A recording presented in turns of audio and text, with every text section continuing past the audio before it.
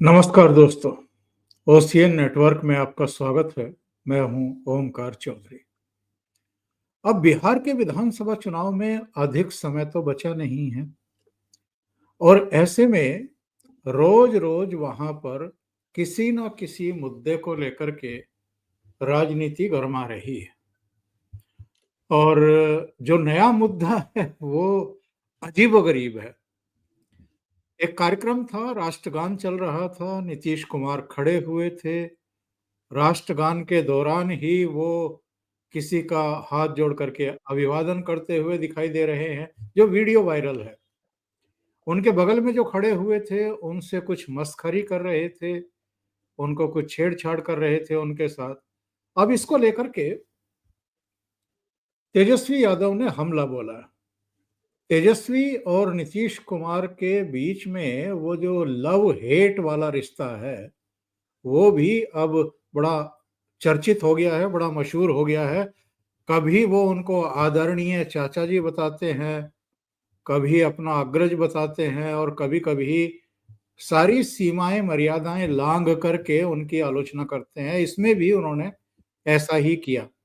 जनता दल यूँ कह रही है कि ये एक घटना है, कई बार हो जाती है। लेकिन तेजस्वी कह रहे हैं कि उनकी मानसिक और शारीरिक अवस्था अब ऐसी है कि 52 सेकंड के लिए भी वो ठीक से खड़े नहीं रह सकते हैं, एकाग्रचित्त नहीं हो सकते हैं। कई लोग कह रहे हैं कि बल्कि तेजस्वी ने कहा कि मुकदमा कायम किया जाए, मुकदमा चलाया जाए, इनको सजा दिलाई जाए। इन्होंने राष्ट्रगान का अपमान कर दिया है। कुछ और मुद्दे हैं, उन पर भी चर्चा करेंगे।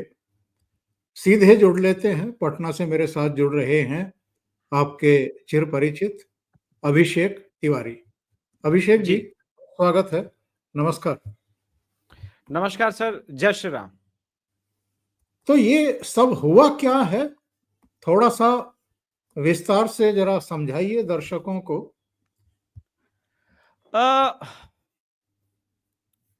सबसे बड़ी बात सर, पहले हम ये समझें कि क्या वास्तव में जो कहा जा रहा है सिर्फ वही सत्य है या इसका कुछ और भी पहलू है? देखिए, नीतीश कुमार जी की जो स्वास्थ्य है उसको लेकर के पहली बार शंका व्यक्त की थी चिराग पासवान ने, जब वो राजद के साथ अलायंस में थे। और चिराग पासवान ने कोई एलिगेशन नहीं लगाया था, ये कहा था कि वो हमारे अभिभावक हैं और अचानक से 6-8 महीने के अंदर ऐसा क्या हो गया कि नीतीश जी की तबीयत में एक बहुत बड़ा परिवर्तन दिख रहा है। मैं नीतीश जी के स्वास्थ्य के लिए चिंतित हूं, यही एग्जैक्ट था। उन्होंने नीतीश कुमार पर हमला नहीं किया था। अब आप देखिए कि धीरे धीरे राजद से दूरी बनने के बाद उनकी तबीयत में सुधार आया है। उन्होंने अभी विधानसभा में जिस प्रकार से राबड़ी देवी को के सामने कन्फ्रंट किया, या फिर तेजस्वी यादव के सामने जो कन्फ्रंट किया वो है, लेकिन कुछ हाव भाव जो है वो ठीक है, वो ये सब चीजें हैं। लेकिन 1997 में, हाँ 1997 और 2002 राष्ट्रगान के समय पूरा का पूरा झंडा उल्टा कर दिया था राबड़ी देवी जी ने। वो उनके बेटे शायद तेजस्वी को अपने खानदान का और राजद का इतिहास पता नहीं है। वो जो कह रहे हैं कि राष्ट्रगान के अपमान को लेकर के बात जो कर रहे हैं, देखिए ये बात ठीक है कि एक एज हो चुका है, लेकिन नीतीश कुमार ने झंडा तो उल्टा नहीं करवाया। असल अपमान तो ये है, एक एज हो चुका है, सेचुरेशन आता है। और अगर उस समय मैं कह रहा हूं कि उस ये जांच का विषय है सर, कि ऐसा 6-7 महीने के दौरान क्या हो गया था। कई लोगों ने शंका व्यक्त की है सत्ता के गलियारे में कि जब राजद के साथ गठबंधन हुआ था उसके बाद कुछ तत्व थे आसपास जिन्होंने कुछ दवाई वाई मिलाई हो, जिसके कारण उनकी तबीयत खराब हुई हो, और अब बहुत तेजी से रिकवर कर रहे हैं। आपको याद होगा सर, तबीयत बीच में इतनी खराब थी उनकी कि 2 इंपॉर्टेंट एनडीए के गठबंधन के समय मीटिंग के समय वो नहीं आ पाए थे। लेकिन इस विधानसभा में जिस प्रकार से नीतीश कुमार जी ने राबड़ी देवी को कन्फ्रंट किया और जिस प्रकार से विधानसभा के अंदर भाषण दिया, उससे तो लगा कि वो ठीक है, उससे तो लगा कि बेहतर है। हाँ, अभी जो रिसेंटली वायरल हुई, अच्छा ये भी बात है कि ये वीडियो जो है 52 सेकंड खड़े होने की बात। ये ठीक है कि चूंकि होता है कि जब आदमी बूढ़ा होता है तो कुछ चीजें होती है, उसके मन के अंदर बहुत सारी चीजें चलने लगती हैं। तो ये सारी चीजें हैं, लेकिन इसका ये मतलब नहीं है कि नीतीश कुमार पूरी तरह से अस्वस्थ हो चुके हैं। इनफैक्ट राजद, मैं बहुत क्लियरली कह रहा हूं कि नीतीश कुमार जी और जदयू को एक जांच कमेटी बिठानी चाहिए कि आखिर ऐसा शुरू के 6-7 महीने के अंदर क्या हो गया था जो इतनी तेजी से उनका तबीयत डिक्रीज हुआ और अब इतना अधिक जैसे एनडीए में आए हैं सुधार हुआ। मतलब कुछ तो मोल था। अब वो मोल कौन था, कैसे था, ये तो जांच का विषय है। पॉइंट नंबर 2 जो मैंने कहा कि तेजस्वी यादव को पता नहीं होगा शायद, झंडा उल्टा था, राबड़ी देवी को पता नहीं था वो सीएम थी और वो फहरा रही थी। तो ये असल अपमान होता है, झंडे का भी, तिरंगे का भी और राष्ट्रगान का भी। तो तेजस्वी यादव उस वक्त कह सकते हैं कि हम तो बच्चा थे तो हमको क्या पता, तो पता कीजिए। ठीक है, राजनीति में इस वक्त राजद डेस्परेट क्यों है नीतीश जी के ऊपर अटैक करने के लिए, ये क्वेश्चन हो सकता है लोगों के मन में। इसका उत्तर मैं देना चाहता हूं। जी जी। अगर अगर नीतीश कुमार और बीजेपी के बीच बिगड़ जाए तभी राजद की कोई संभावना बन सकती है, वरना इस वक्त जो वर्तमान अलायंस है, जो समीकरण है और जो बिहार चुनाव जिस तरफ से जा रहा है सर, वहां पर आसान नहीं होगा तेजस्वी यादव के लिए। तेजस्वी यादव, लालू यादव की जिस लेगेसी, जो माई समीकरण की बात होती है, वो तो माई समीकरण भी साथ नहीं है। ऐसा क्या है कि आजकल सब कुछ हरियाणा में के रहने वाले एक यादव जी आईटी सेल चलाते हैं और बिहार के रहने वाले यादवों को अछूत समझा जाने लगा है। ग्राउंड पर ईडी और सीबीआई 2 दिन से लालू प्रसाद यादव के परिवार को बुला रही है। एक समय था सर जब मैंने वो दौर देखा है, मैंने यही कहा कि मैंने वो दौर देखा है जब लालू यादव जेल यात्रा पर थे या फिर उनको कोई चीज के लिए, समन के लिए बुलाया जाता था, आसपास हजारों राजद कार्यकर्ताओं का हुजूम था। कल 100 लोग बमुश्किल से थे सर। 1000 और 100 के बीच का अंतर समझिए सर। वो जो डाउनफॉल मैं बता रहा हूं जिस तरफ, कि ये माई समीकरण किस प्रकार से बिखरा है। तो जो अपने पिताजी की ही विरासत के को नहीं संभाल पाए, वो पूरे बिहार में A to Z की बात करते हैं। और जिस प्रकार से उनका पूरा राजद आईटी सेल और राजद इकोसिस्टम ब्राह्मणों को लेकर के जिस प्रकार की मानसिकता उजागर करता है, चाहे वो गोस्वामी तुलसीदास जी को लेकर के, अभी एक उनके नेता ने कहा कि ब्राह्मणों को यहाँ से मार मार के यूरेशिया भगा देना चाहिए। लिटरली ब्राह्मणों के नरसंहार की बात की। एक नरसंहार हमने कश्मीर में देखा, दूसरे नरसंहार की बात हो रही है बिहार में। तो A to Z तो नहीं है, वो तो हेट दिख रहा है ना, वो नफरत की राजनीति तो दिख रही है। लोग बीजेपी को कहते हैं कि कम्युनल राजनीति कर रही है हिंदू मुस्लिम। आप ब्राह्मण 15% वर्सेस 85% कर रहे हैं, वो क्या है? मंडल 2 लाने का प्रयास। लेकिन ये लोग चूक रहे हैं क्योंकि इनका इंटेलेक्ट भी तो उतना ही है ना। वो जो लड़ाई थी ना, उसमें किसी जाति का नेता शेड्यूल कास्ट को रिप्रेजेंट नहीं कर रहा था आज, या ओबीसी का एक जाति का नेता रिप्रेजेंट नहीं कर रहा था। आज जो है ओबीसी के हर जात के नेता है और उस नेता के साथ वो अपना कनेक्ट करता है क्योंकि उसे अपनी जाति का भी उत्थान देखना है। तो बिहार में क्या लालू प्रसाद यादव के लीडरशिप के अंदर यादवों के अलावे किसी जाति का उत्थान हुआ? इस प्रश्न का तो उत्तर देना होगा ना सर। जी, ये बताइए, तेजस्वी कह रहे हैं कि ये जो पूछताछ का नया सिलसिला शुरू हुआ है, समन जारी किए जा रहे हैं, घंटों घंटों इंट्रोगेशन किया जा रहा है, ये भी राजनीतिक बदले की भावना से किया जा रहा है क्योंकि चुनाव जैसे जैसे नजदीक आ रहे हैं वैसे वैसे एजेंसियों को सक्रिय कर दिया गया है। हाँ, ठीक ठीक, बहुत बढ़िया बात सर। इसका मैं उत्तर थोड़ा आराम से दूं, टाइम लेकर के, एक एक नाम लेकर के। सर मैंने आपके इस शो के लिए स्पेशली इस पे लिख रखा है सर डिटेल। ठीक है, तो मैं शुरू से इसके ऊपर बात करता हूं। ठीक है, जिन 7 उम्मीदवारों को नौकरी मिली है सर, उसकी डील क्या क्या हुई। डील नंबर 1, सीबीआई ने शुरुआती जांच में पाया 6 फरवरी 2008 को पटना में रहने वाले किशुन देव राय, नाम याद रख लें दर्शक, किशुन देव राय ने अपनी 3375 वर्ग फीट की जमीन राबड़ी देवी के नाम पर की थी। यह जमीन 3.75 लाख रुपए में बेची गई। उसी साल राव परिवार के 3 सदस्यों को, राजकुमार सिंह, मिथिलेश कुमार और अजय कुमार को मुंबई में ग्रुप डी में भर्ती किया गया। ठीक। डील नंबर 2, 2007 में पटना में रहने वाली किरण देवी ने अपनी 80,905 वर्ग फीट जमीन राबड़ी देवी लालू यादव की बेटी मिसा के नाम कर दी। यह सौदा 3.70 लाख रुपए में तय हुआ। आप वैल्यू देखिएगा सर, जमीन कितना अधिक है और वैल्यू देखिए। मार्च 2008 ब्रजनंदन राय ने 3375 वर्ग फीट जमीन गोपालगंज के रहने वाले हृदय नंदन चौधरी को 4.21 लाख रुपए में बेच दी। हृदय नंदन चौधरी को 2005 में हाजीपुर में सब्स्टिट्यूट के तौर पर भर्ती किया। बाद में हृदय नंदन चौधरी ने यह जमीन तोहफे के रूप में लालू यादव की बेटी हेमा के नाम कर दी। सीबीआई के जांच में हृदय नंदन चौधरी लालू यादव का रिश्तेदार नहीं था और जिस समय ये जमीन दी गई उसकी कीमत 62 लाख रुपए थी। 62 लाख। डील नंबर 4, मैंने आपके शो के लिए स्पेशली, ये थोड़ा तेजस्वी यादव इस पर रिसर्च करें जो मैं कह रहा हूं। पटना के महुआ बाग में रहने वाले, ये क्लासिक केस है, डील नंबर 4। पटना के महुआ बाग में रहने वाले संजय राय ने फरवरी 2008 में, ये भी 3375 वर्ग फीट, यानी आप ये देखिए जो जमीन है वो कहां जा रहा है, वो लगभग होता है ना कि 2 कट्ठा देना, 1.5 कट्ठा, वो एग्जैक्टली उसी रेशियो में जमीन मांगी जा रही है। 3375 वर्ग फीट की प्लाट राबड़ी देवी को बेच दिया। यह डील 3.75, एक बार फिर से 3.75 लाख रुपए में तय हुई। सीबीआई ने जांच में पाया बदले में संजय राय उनके परिवार के 2 सदस्यों को रेलवे में नौकरी मिली। आप देखिए, पटना में रहने वाले हजारी राय, ये तो अजीबोगरीब केस है सर।